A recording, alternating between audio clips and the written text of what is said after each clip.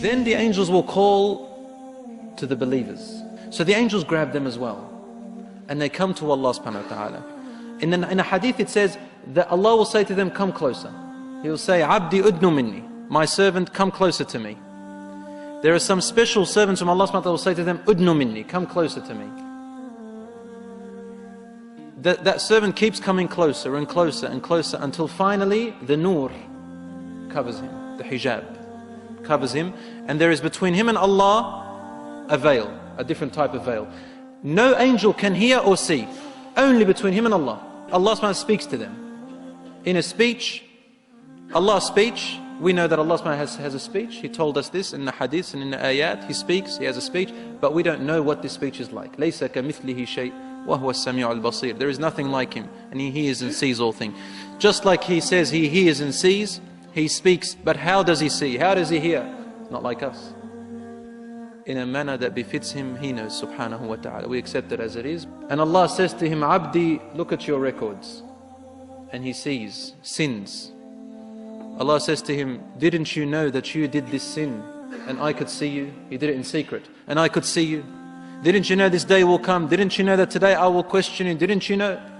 And he will say, Rabbi, I did. And Allah subhanahu wa ta'ala will say to him, why did you do it?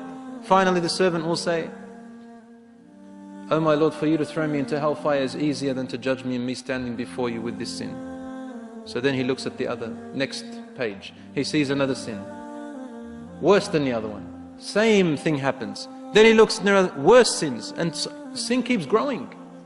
And this poor believer is sitting there saying, my Lord, in the end he says, Khalas, I'm actually going to hellfire. My deeds haven't been accepted. I've done all these wrong deeds, and that's why my good deeds have been invalid. So when he is certain that he's going to end up in hellfire, Allah says to him, Abdi, you know how you kept it a secret in the former life? He says, yes. He said, why did you keep it a secret? He says, because I was ashamed of my sin, my Lord. He says, Satartuha alayka fi dunya. Don't you see I kept it a secret in the former life? I didn't expose you.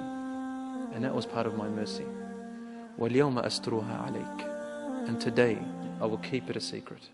I will not expose it.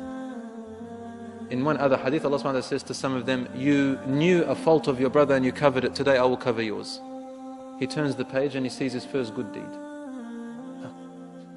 Then he turns and sees a better deed, and his deeds keeps growing. Then he turns back and the records are empty. The records are empty of his sins. The angels don't know. It's wiped off. The sins will be forgotten.